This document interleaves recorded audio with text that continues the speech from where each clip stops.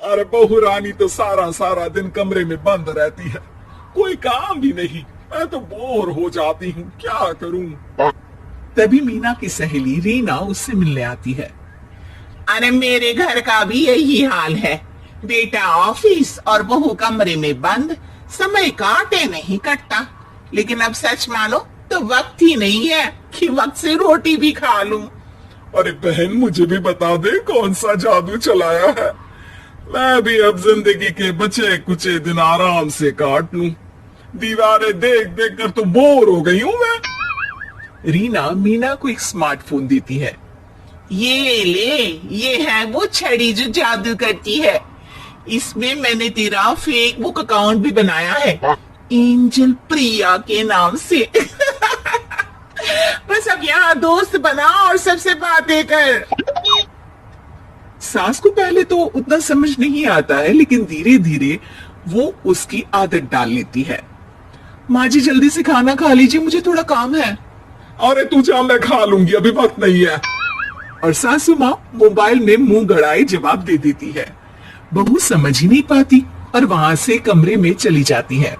अचानक सास को किसी प्यारी पिंकी की फ्रेंड रिक्वेस्ट आती है।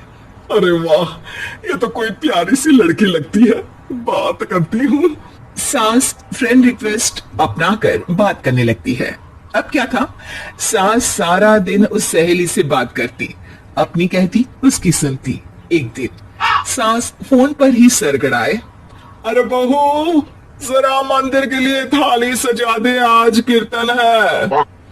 बहू फोन पर किसी को मैसेज टाइप करते कहती है। माँ जी क्या है, अब मुझे क्या पता कि आपको कौन कौन से भगवान की पूजा करनी होती है। तभी सास के पास कोई मैसेज आता है। अच्छा अच्छा ठीक है, रहने दे, मैं ही कर लूंगी। अब मैंने मना थोड़ी ना किया है, कर देती हूँ मैं। अब मैंने भी बोला ना कि थोड़ी देर में बात करती हूँ, तो मैं ही कर लेती हूँ, तू जा अपने कमरे में। बहू वहां से चली जाती है।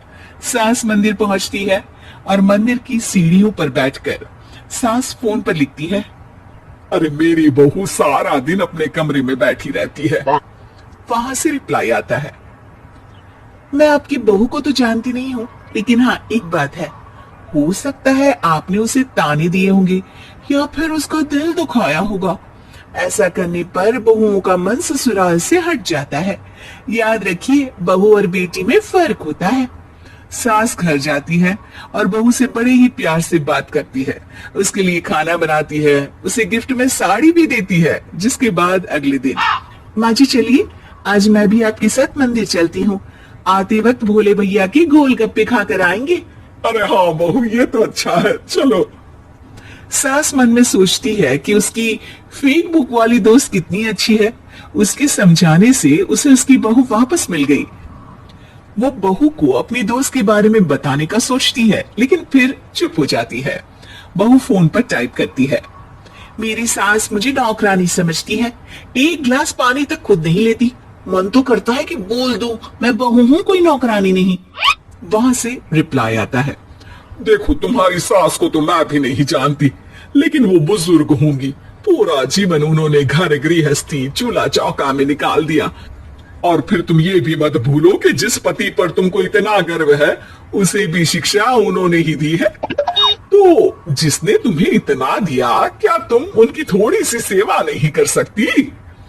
बहू भी अगले दिन से सास का सारा काम करती, उनके पैर दबाती, उनका ख्याल रखती, उनके साथ घूमने जाती। एक दिन सास, बहू ये लो मेरा हीरे का हार। पहले तो सोचा था कि अपनी बेटी को दूंगी, लेकिन आज जब मेरे हाथ पैर में दर्द था तो तुम मेरा साथ दे रही थी।